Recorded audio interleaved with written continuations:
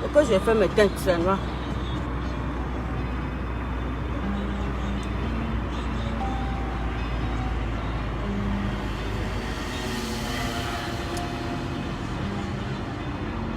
Bon, je ne vais pas trop durer parce que je suis dans la voiture. Connectez-vous, 10 personnes, je vais commencer. Bonjour, bonjour, c'est urgent. SOS, urgent. Connectez-vous. Très urgent. J'appelle les autorités togolaises. Venons secours parce qu'il y a un fou qui se balade sur les réseaux sociaux, qui est en train de diffamer les gens. SOS et les autorités togolaises. Voilà. J'ai besoin de vous. Bonjour, bonjour à tout le monde. Je suis dans la voiture, je ne vais pas durer comme je le dis. 10 personnes et je commence. J'ai une petite mise au point à faire à un monsieur en disant il est fou sur les réseaux sociaux là, qui réveille matin, midi, soir, qui veut rien faire. Il prend son plaisir pour me jurer. Là, je vous invite à vous connecter. 10 personnes et je vais commencer. Venez sur Noir. Ouais. SOS, les autorités togolaises. Hein? Je vais afficher la photo de la personne dès qu'il arrive à l'aéroport là. Vous me cadrez bien fort. Connectez-vous, SOS. L'équipe en place. J'ai besoin d'aide. J'ai besoin d'aide pour ce monsieur. Il a besoin de nous. Le monsieur a besoin, c'est urgent. Hein? Il faut qu'on va le sauver. Trop, c'est trop quoi. Bonjour à tous ceux qui sont connectés. Je n'ai pas beaucoup de temps. Vous voyez, je suis en voiture et voilà. Je ne vais pas trop parler pour déranger non plus. Je vais m'adresser à un fou allié qui est sur les réseaux sociaux en pensant que je suis folle. À chaque fois dans son direct, ou bien comment on dit, oui, dans ses directs stupides, enfantins, il appelle toujours mon nom. Là, il faut que je me fasse mise au point à ce monsieur. Hein? Stan Soglo, c'est à toi que j'adresse. Je parle à toi en fait. Je ne suis pas mis avec toi. Tu n'es pas mon camarade non plus. Et je ne sais même pas que tu existes. D'accord? Il faut que tu arrêtes de m'adresser mon nom dans ta bouche. On n'est pas amis, ni aujourd'hui, ni après-demain. Je te demande de me oublier. Stan, Bruce Soglo, hein? Le diplômé de, comment on dit déjà, parce que là, il était à l'école, apparemment. Si je comprends bien, il était à l'école pour apprendre à insulter les gens sur les réseaux sociaux matin, midi, soir. Écoute-moi bien. Je ne suis pas ton ami. Merde. À tout temps.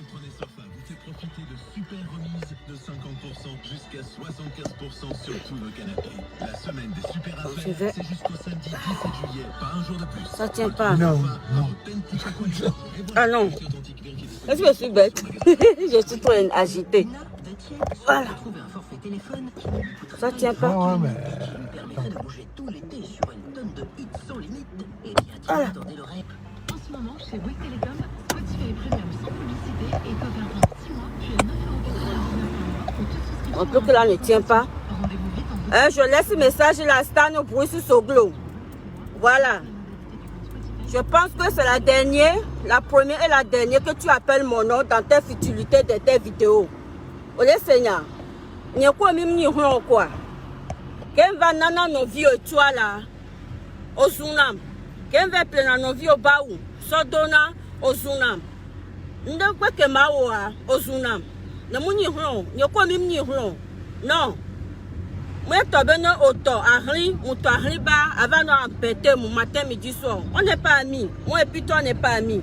On ne sera pas jamais amis. D'accord?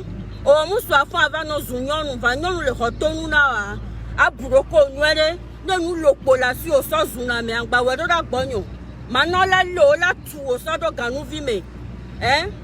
Maintenant, on la lo, on la tout, on la met si belle que comme bifou maintenant.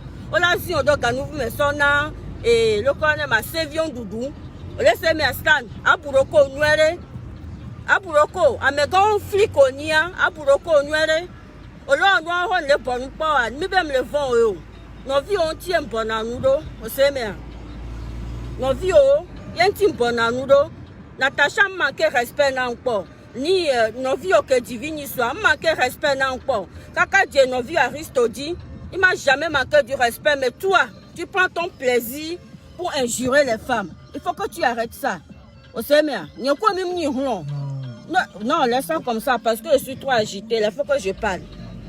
Non, coup au même, il est au noir, à pas encore même. Nous devons nous y aller zoom les mains. Ben, mon yada hato, il faut arrêter de me diffamer. Yo veux d'un chanle. Ma convocation là, des millions nous, les réseaux sociaux dit, à mon bac ben na mi ben mi bano. Mi se mea. Mi gba ben yam yada hato pas mea. Ma convocation na mi.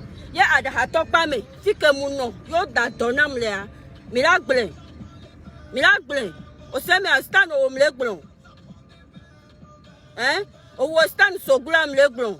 Leka nous les tantines on doit les tantines en janene mais respect na no vie o no lo no ambona nous mi dem le vent o se me a buroko nuere potia ku mla en konye gbaleto rache kavelier gbaleto le numeno hein be rache nya da hato ma convocation va non mlegleke je dis ça en public ne va si t'en ondea ni baba zumbe be réseaux sociaux dia yento le convocation na me oh je ne suis pas son ami na me bem le dindo o mu woni na me o na me bem le dindo o mu woni respecter les gens apprendre respecter les gens o stand le glon mi bem le vent lo j'ai pas peur de toi nem le vent o se me ba afo avant na nya no zuame ve dinde na o ba avant no zuame o se me ve dinde na o musu mu na nyo musu adobe na pana nyo nu di la home non nous mateva no hula so ta no pope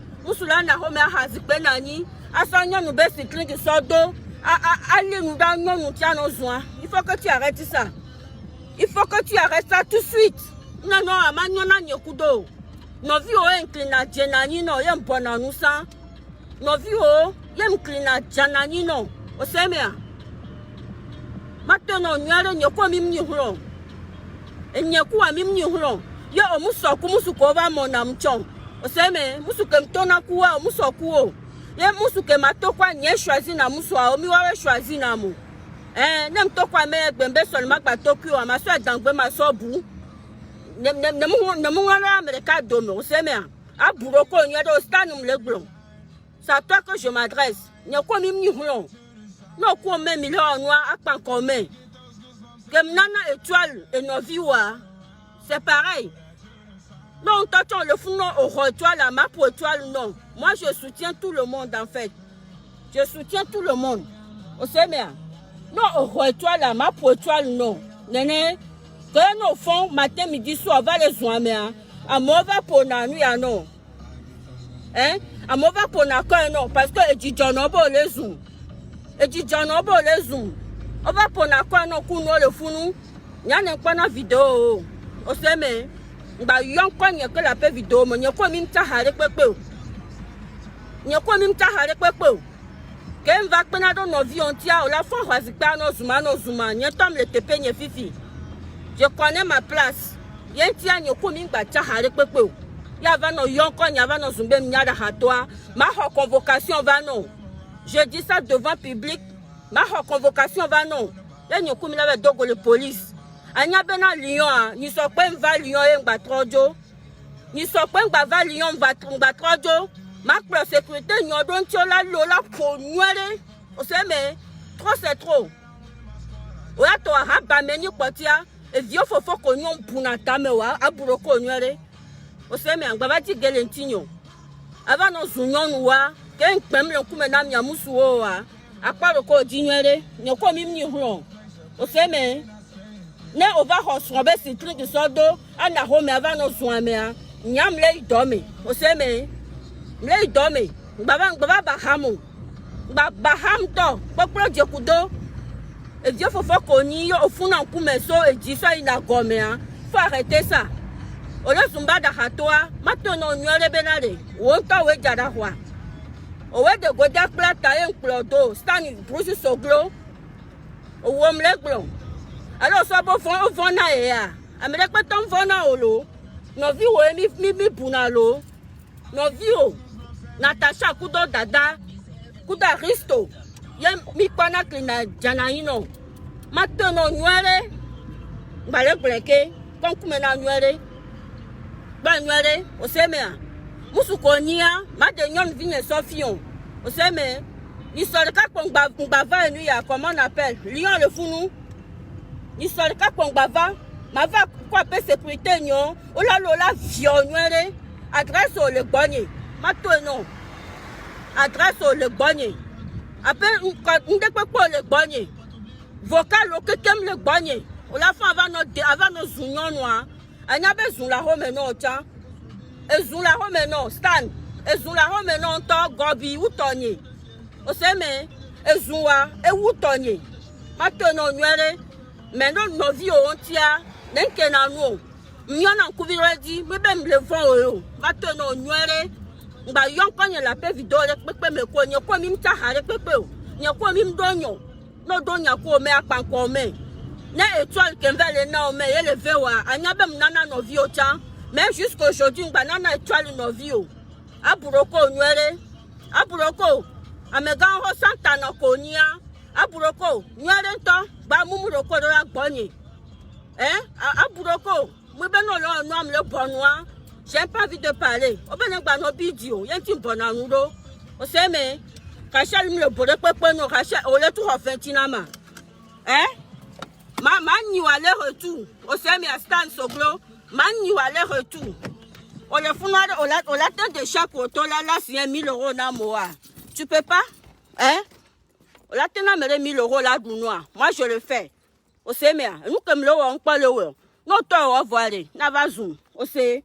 Après clic clac ok no wala va no zoame aburoko nywele oseme aburoko ezulentio ezun vocal o le gbani gbangbam zan ye no nyame ke lo vocal won do dama do la na yipo o la na yipo wa to no le se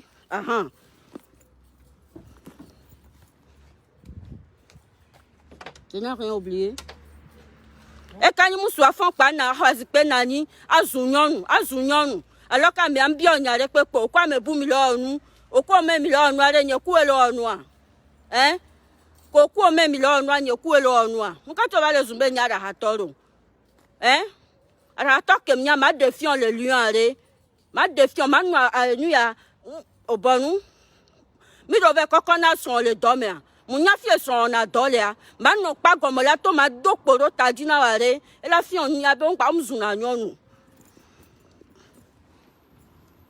ma dokporo tadina wa ma da hatoni sofion ma dokporo tadina wa re anya bom zuna nyono nyao aba me ben ke olo no le bonu po a o papo to leji no ko me mi donya apan ko me po o ko me mi o mi abenya gba yom do mi abenya me e do to me na nko nya gba to me no ko o le se le pompon no ya so me ho convocation va non je s'adresse sur les lions.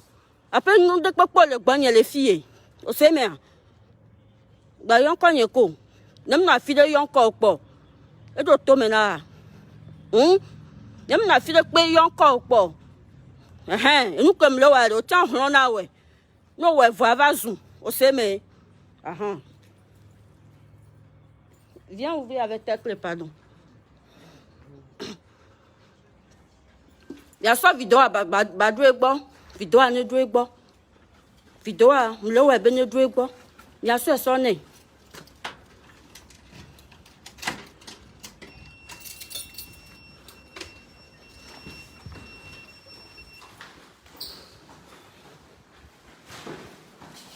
Les ogba blo, ogba nani, ogba yonkone, le direct au me be nyamnya da hato. Rachel wole kelekea, tu vas voir quel bois que je me chauffe. On me dit molo, nos vies ont une bonne année l'eau. Si tu as des cadeaux dans mes épaules, je ne fais plus cadeau.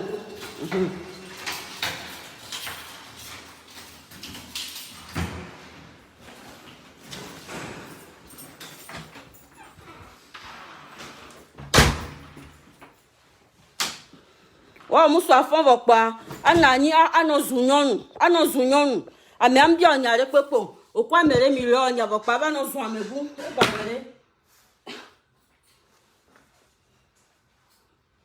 ah, je suis énervé. Les autres bablo. Yo ba yon konye. Le direct au me. Rachel Cavalier. Rachel Cavalier. Akpa le koji. Akpa le koji nyere. Osia. N'en pas de gote plateau. Osia mea.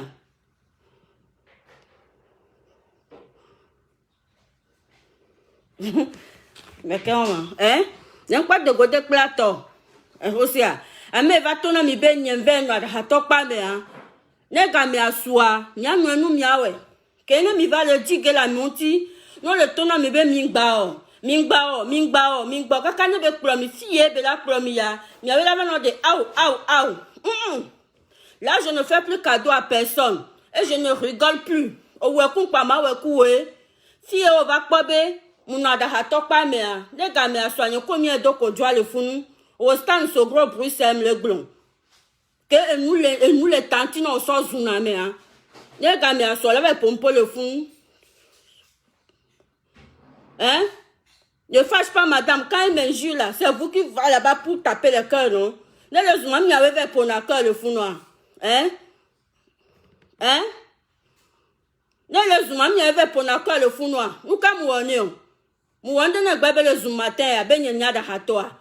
Et ya munya da hato be la fon ana home agbende o ava nanya no zunyonu nyonu keve le odo nyonu le do me o ava na iva le zunne ne be nyonu ba me anya da hato fik nyoko fik mi da do godereka o se me trop c'est trop non vi on ti n'impo na n'po mais maintenant j'ai pris la décision de no gbe zum ya vo quoi je vais te payer très cher ni so ko mva lion l'histoire de cas qu'on va lui un badjo ola tuo ola bunku menon mi do be nya esenwu ye nana me le ke mi dona genga me nana me nya o ma na nya nya olo ola leo ola so kotoku chonku menon ola koko sojo ola bunku menon maza kotokoli to ba gbekudo o sia mi do be zuna me a maza kotokoli to ba gbeku mi o mi no koma mi sin lo mi no koma mi sin mi no cité me mi sin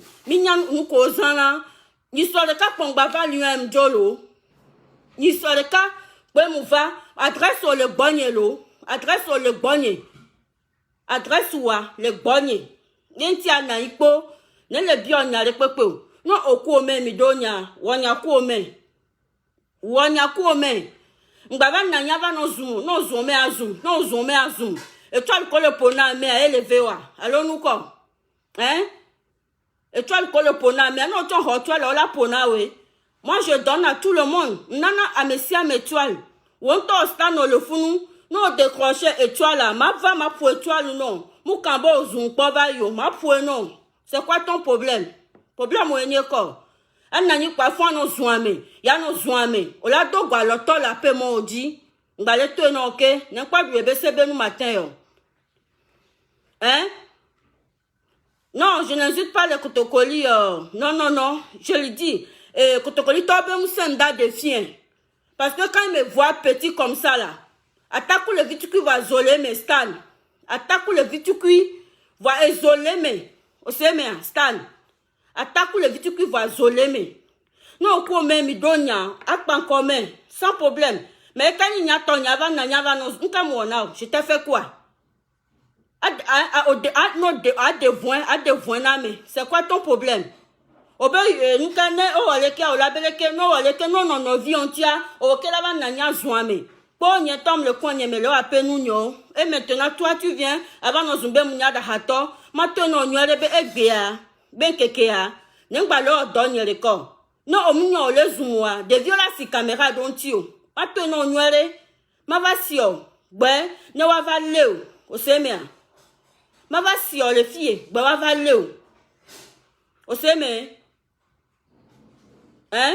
ma va sio gbe wa va leo nyava nyabe be no me le disou an gba va réseaux sociaux dio e me la va réseaux sociaux di bon no manquer respect ne Alors qu'à Miamou, on de Pepenao, pas Miano Zun, à fond Miano Zun, elle met leur capture de cran d'Oda Mangba d'Oda Anko. Hein? À Miamou, on de Pepenao, quoi, à fond, pas béa, mais Zuna, pas nos Zouame, à nos Zouame. C'est quoi ça? Et Gomere, à quoi le code dit le stand? Un temps que vous mounilo, moussin le cité melo, moussin le cité me, koto, ce code mon nom, mon nom ce code lo. Ma dit ma va bo ani so pon va nuit à Lyon lo. M'blanami, m'blanami ni so pon va Lyon. Avec que même va non vi obe voisin et mouni, abiese, non vi o. Ariste obe voisin, ye mouni le Lyon. Ne mouni wa mle blanami les filles. Je suis sa voisine en fait. Fille be ple appartement ye les filles abiese. À quoi le code stan? O wea no zoame, ame le bolo kwenu, ame ko le bono ma sita onde a. Sita na onde na togo viwe, ne nyanya bo le bonu e. Hein? O cha sita na hona onde. Hein? Sita na hona onde ne nyanya bo le bonu. Yo, pourquoi c'est les tonneaux vides qui fait des bruits comme ça? Ko là on le bonu quoi, so ebe na evo. Il y a doit moji. Non, c'est pour tes frères et tes sœurs. Hein? Non vie au coup faut onti parce que nya nem tout n'attend dans nigban aïe baba fou du do l'on comme son amea peu importe nous de pété no jo l'on en son amea quoi va oya o de carton tia onya mesiame le no vie onti o we nanani la de teta me aba me anya me bara o la nanya me anya zetolo ame anya me bara wa won to zukelenti wa gbonto anya se hein gbonto anya se. Ça veut dire quoi ça? Yo, autant si t'as pour gommer des gâteaux là, à des chèques auto, à signer 6 000 €. Hein? À des chèques auto, à signer 1 000 €, à son adolé ou de viol l'homme. Mia tobena ou de canani à douhak pas pour voler, à comme si on va jouer.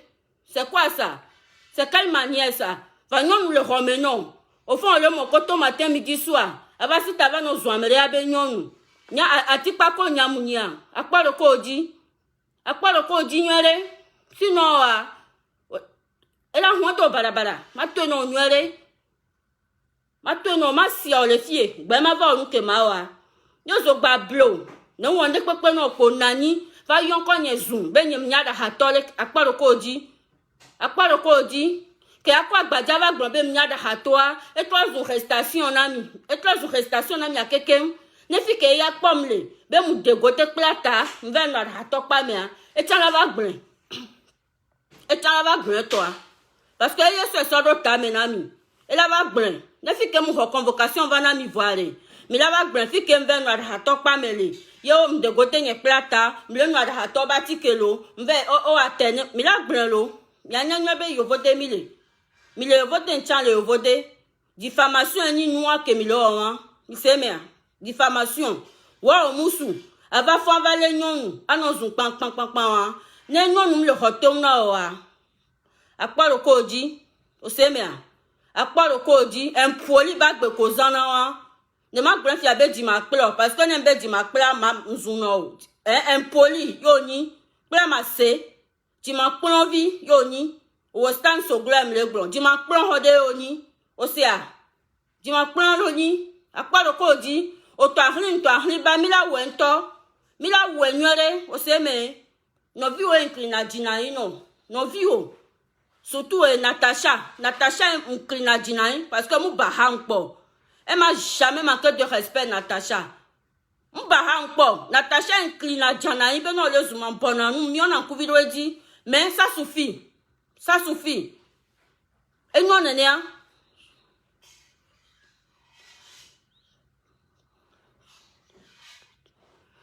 Ma façon de parler, c'est pour ça que je suis folle. Toi, tu vas te faire foutre. D'accord? Va te faire foutre, je t'encule à leur retour. Toi, quand Jovi Kofi, je t'encule à leur retour. Il y a une manière qu'on parle. Quand on ne dit pas que la personne est fou. Ou bien il y a une manière de rigoler. Pourquoi on ne te dit pas que tu es fou? Aujourd'hui, toi, on va le blanc. Ok, quand Jovi aujourd'hui, ça pas même les soins. Miawe, wow.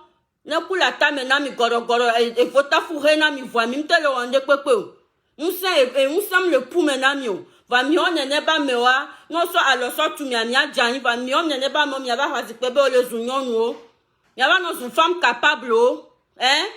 Y a une cité, y a moussou, mais le droit, c'est comment on appelle?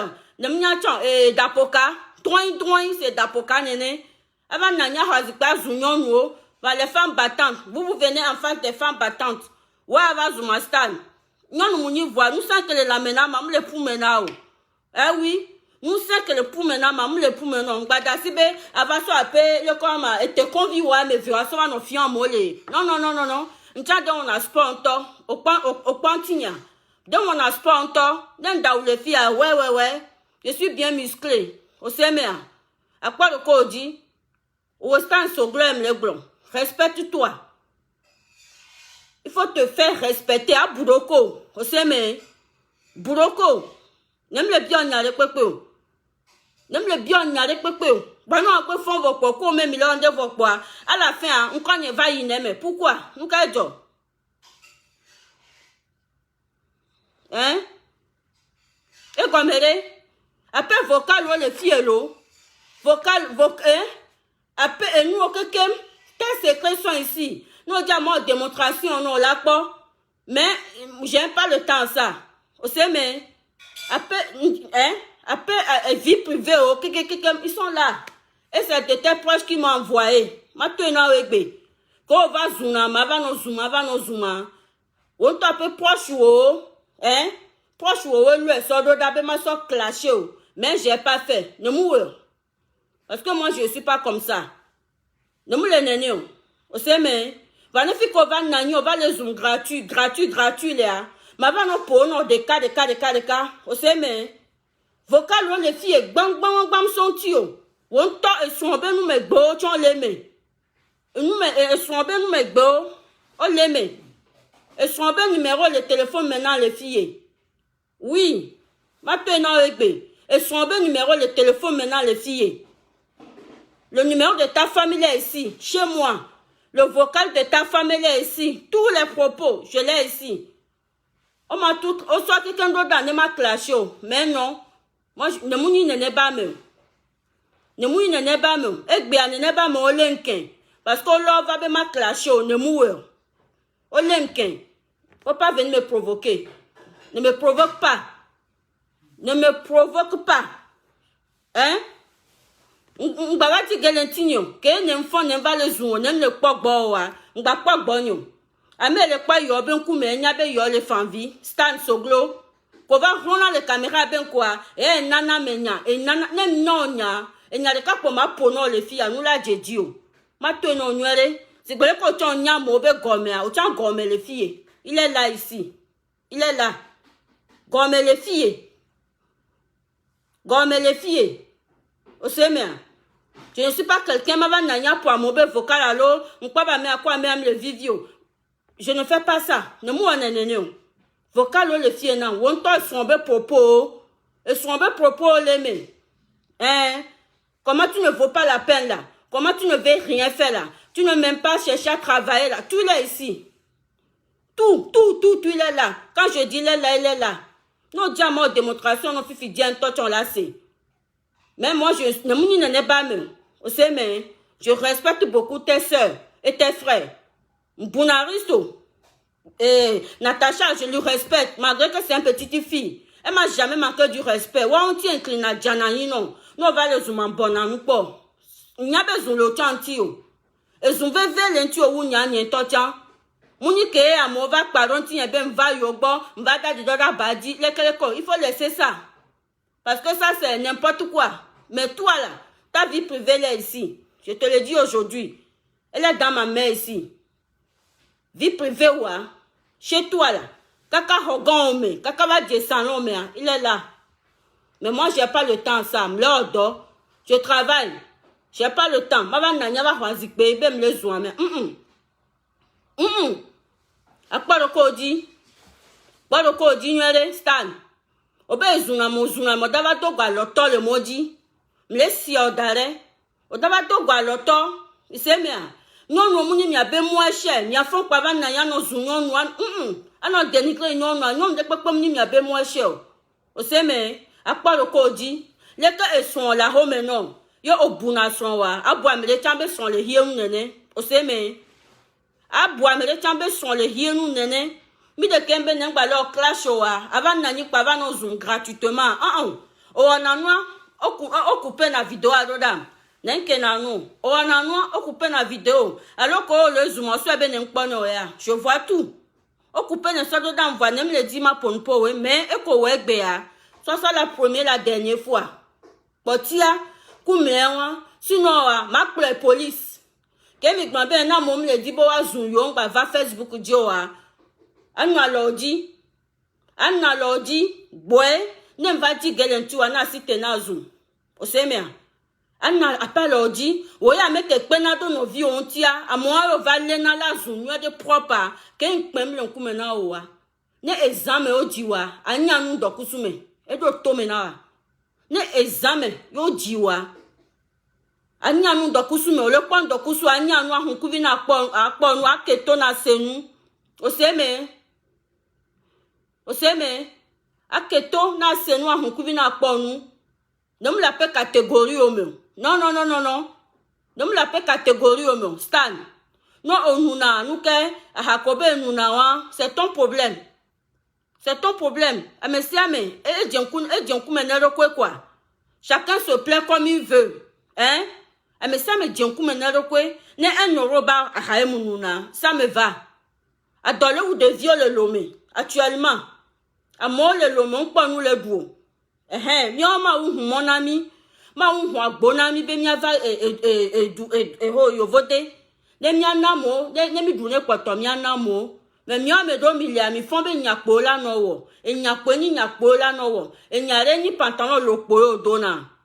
Alors e nyare ni na awu lokpo ko dona. Akpa lo ko di. O se me. Akpa lo ko di. Parce que non le zuma, ma va zoom. Ne me le vend là. J'ai pas peur de toi. Il y a ma dose de vieux d'ontio. Au seme. Parce que n'y a ni fi kem na rofi fi anan ba rotan. Ava si caméra bem le dointina ou ao. Ame ko la dointina o lo la ba dointina. Yenti aburoko. Aburoko. No munya fi o so wa nya fi o le ya. No munya fi ko so wa anya fi ko le ya. On sina te kwa va so me gratuitement. O seme. On sina te kwa va so me parce que ami an wonde pepe no kwa me bu milionia. Obo opo étoile. Mpo étoile na omelo evo nyele ka le po étoile na omea. Nous comme les hommes kwa cho nyanye ko zuno. Nyele ka va le po étoile na omea. Mi nyele ka le po étoile na omea ore. Amo su gba le po étoile ne ko va zuna male. Amo va pour na ko no le funa non le commentaire. Tu crois que je suis aveugle? Je vois tout. Je vois tout. Et après vidéo mais tu n'as rien d'intéressant. C'est les gens qui te suivent là, ils sont comme toi. Ame ko suivre na wa o le si bon toke nene. Voilà, kumiku kojo. Ame ko suivre na wa appel direct wa, ils sont comme toi. C'est tout. Tu n'as rien d'intéressant là-bas.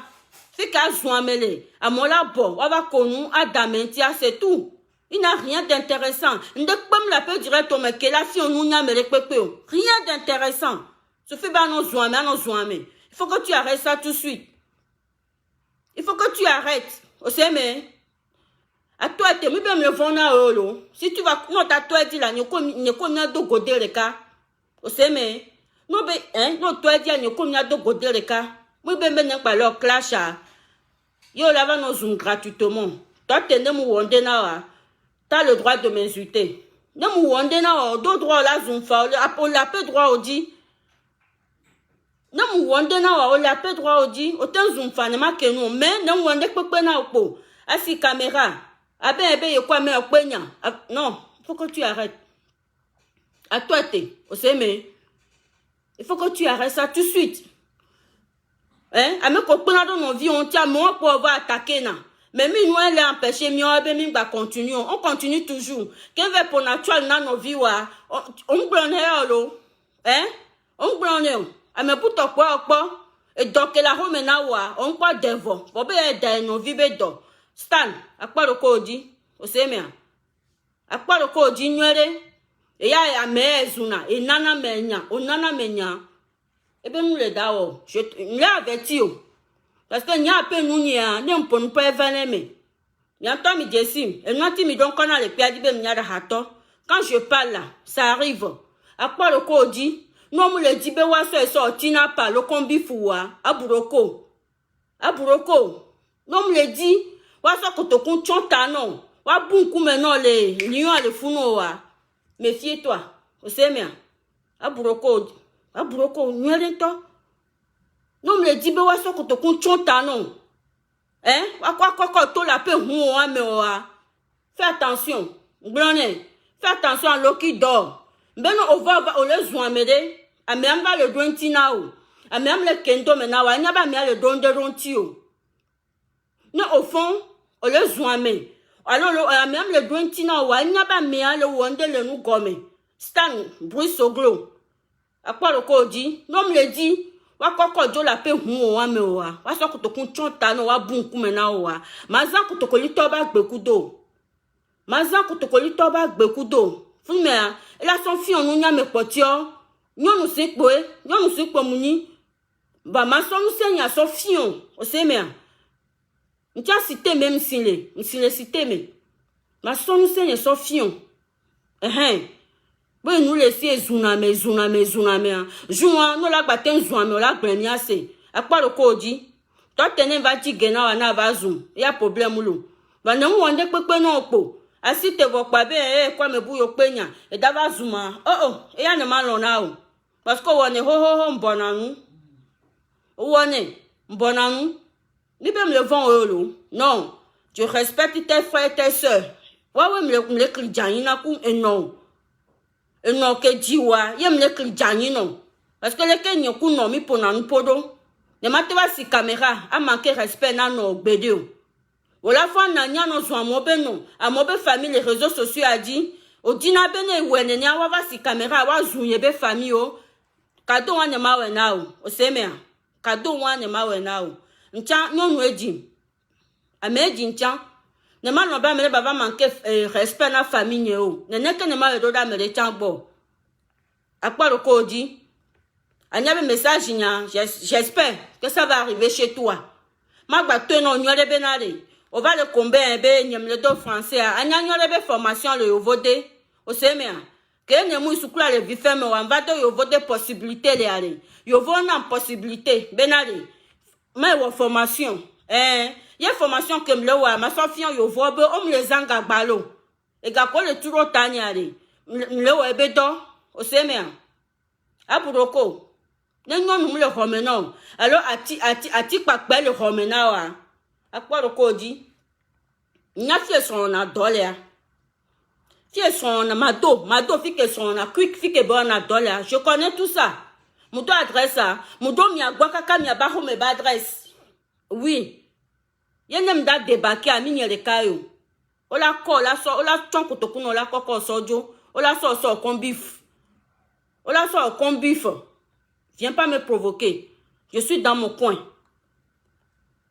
Le coin yeme. N'engba le miabe nous ya fond avant nos zumbe elle fait trop au keve le ban le direct il me nisobe Rachel n'est pas méchant au stan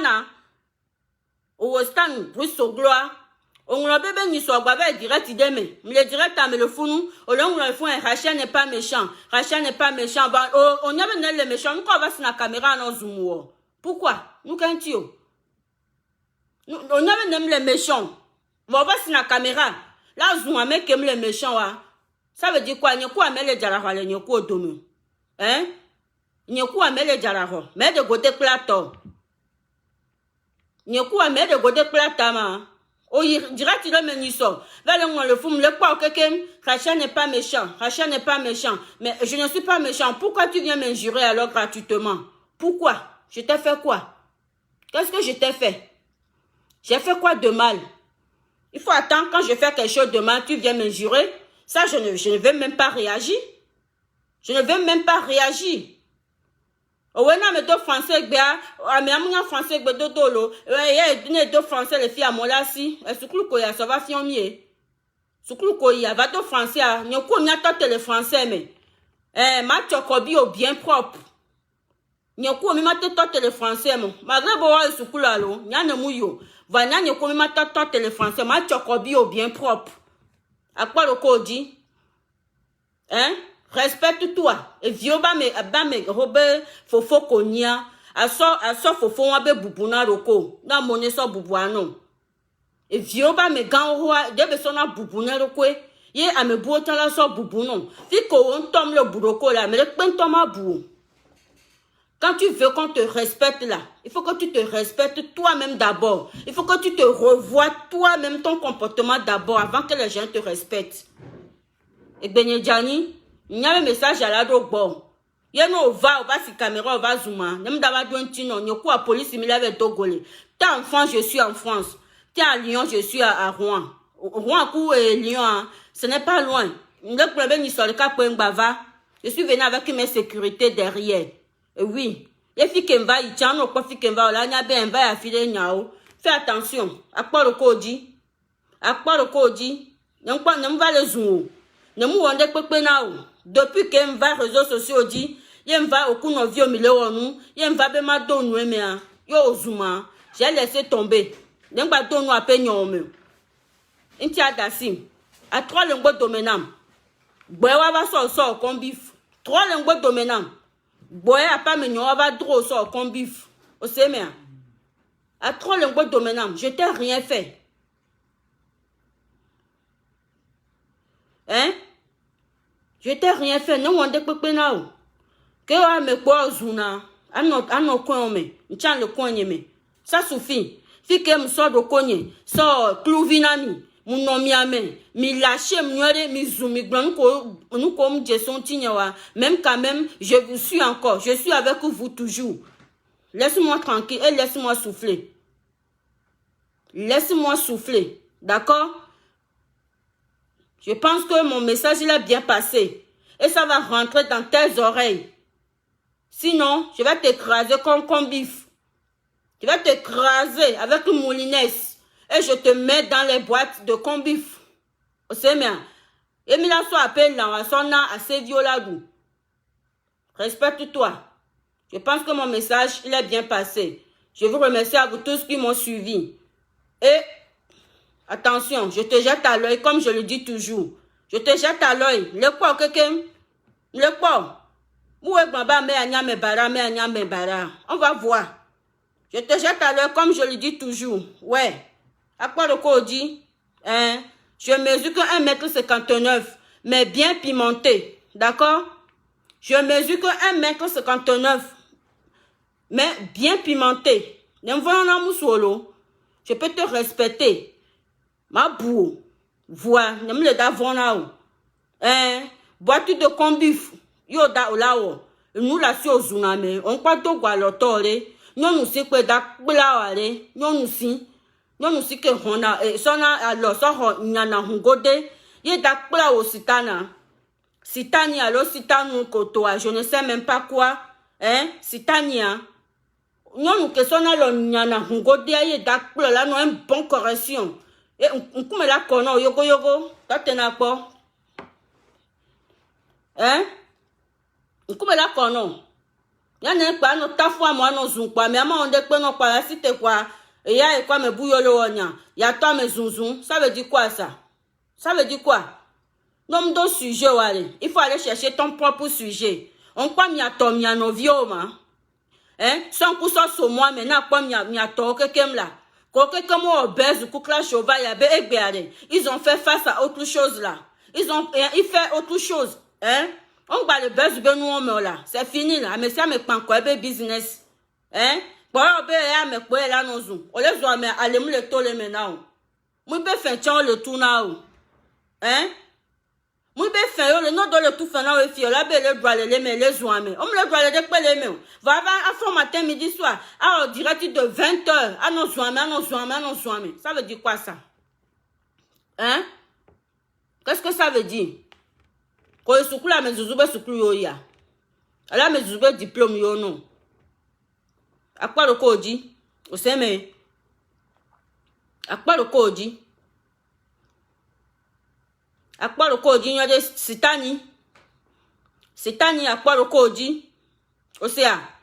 À quoi le code dit? Il y a des. Na me le pen tom le kendo mena o. Ngba no dit que le n'est pas mentio. Alors la quoi be mon ignon. Yenti eva les zoom. Hein? Moi, mon ignon, yen tu lava nos zundoa. Et ya ne malonao. No kwa me le millions noir pankoa, au quoi me ane me onu. Ne wande pepe nao. Avant nani fofo me avant nani avant nos zuma. Je ne veux pas ça. N'y comme miamio. Laisse-moi là où je suis. Et fiche-moi la paix. D'accord?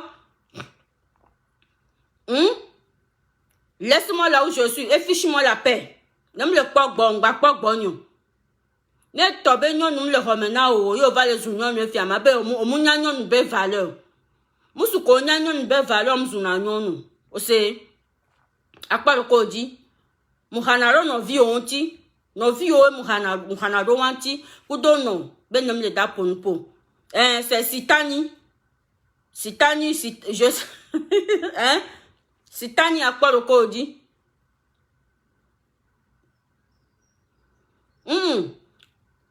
Moi, comment on appelle, je le vois comme un petit frère, mais il exagère en fait. Il exagère trop quoi. Non, pas un bon anou, t'es pas le camille. Et toi, et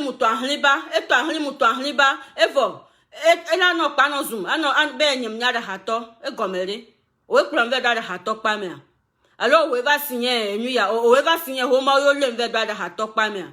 Nebe gamin va, nous n'a tout fait à l'eau. Mio que les pommes le filles ya. Nyanya be mvasi amidare. Yene mi va sebe convocation ba vana mere. Le kele kia mi baba ponupo. Mi baba ponupo parce que ne enyava no va le brin mi so de sérieux. Mi gbena nyana me ke va lo ne benu. Mi la bonu kwe, nya no tutu. O vewela. Ne ba no va joa. Amia de ka dava tout faire. Amia de ka dava tout faire. Yentia yo vo 2000. Diffamation le yovodia mignane ne kebe kutena. Nenda klame de tribunal vo. Mi a grand ben Rachel le dit garanti be klame de tribunal. Yema kwa brena mi tiabe no mu tribunal a muduna di kwe. Je gagne toujours. Je n'ai jamais perdu. A même toi même ne tribunal le yovode les filles. J'ai fait des procès 4 fois ici en Europe et j'ai toujours gagné parce que moule Jojo ne dit quoi? Moule nya Jojo ne dit. J'ai fait 4 fois tribunal ici en Europe. Et j'ai toujours gagné. Et je gagnerai toujours. Ne gagne pas sous n'importe quoi hier. Mingba na fide, nyano de Rachel voindi, Rachel non. Parce que nous le joie, mime le benio. Mime le benio. Il y avait nos poker, il y avait nos pogem. Va ne be gagne va soir. Et be gagne va soir, et le cas d'atui. D'ailleurs, c'est quelqu'un qui est déjà condamné. Il est déjà condamné. C'est quelqu'un qui est déjà condamné. Et qui a rajouté quoi?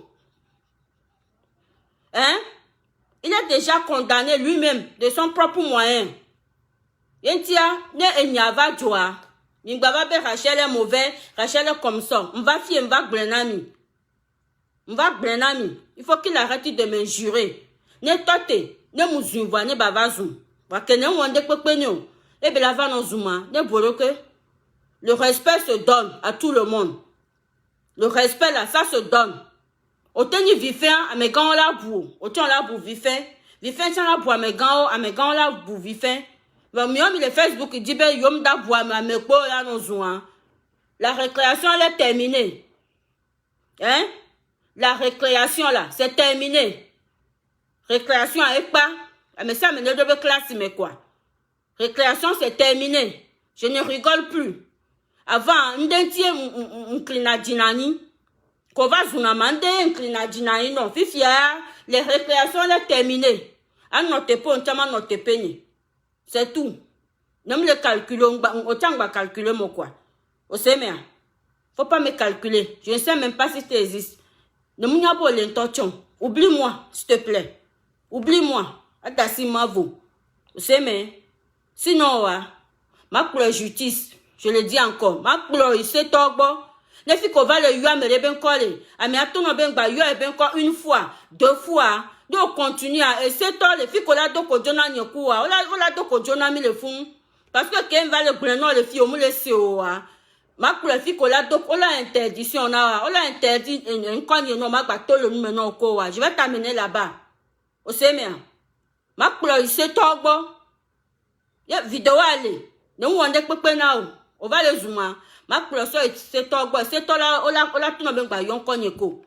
Ola dossier no ben ba yon konyeko. J'espère que le message y a passé.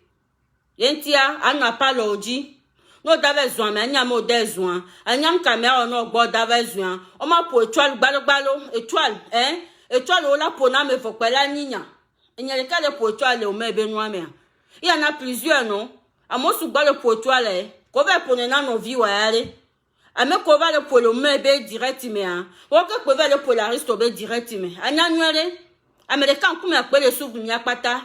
Américain, pour le point, n'y a pas ta, et péadi.